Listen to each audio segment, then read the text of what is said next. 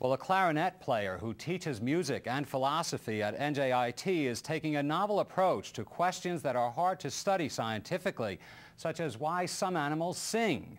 David Rothenberg's work combines musical improvisation and composition with scientific analysis.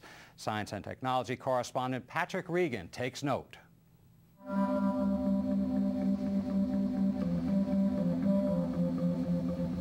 Some of the distinctive sounds in David Rothenberg's music come from techniques he studied in Nepal with reed-playing monks. But as he explained during a concert this week, in conjunction with an exhibit called Specimen at Rutgers Paul Robeson Galleries, his music is also inspired by listening to and, when possible, interacting with non-human music makers. When I was in Pittsburgh, playing in the aviary with all these birds, this one bird, who I later learned was a white-crested laughing thrush, really responded to the clarinet, playing melodies that interacted up and down, and really was making music with me. That experience led to jamming in the wild with birds and more recently with whales, and to popular books and music CDs.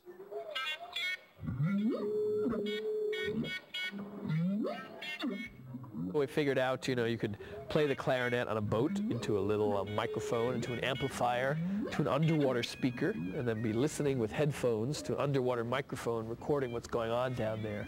Most of the time something goes wrong, but if you try enough times, sometimes I found there really was an interaction between what the clarinet and whale were doing. Not every biologist finds such interspecies jam sessions convincing or revealing, but Rothenberg believes they can open a way to better understanding of wild music.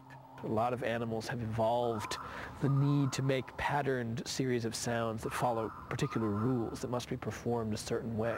Biologists might say, this is a kind of convergence in evolution. Two different evolutionary paths create something that's sort of similar in form and content. But beyond that, actually, they don't have that much to say about such phenomenon, which is something that interests me and is probably the subject of my next book, the evolution of aesthetics in nature, and where does this come from?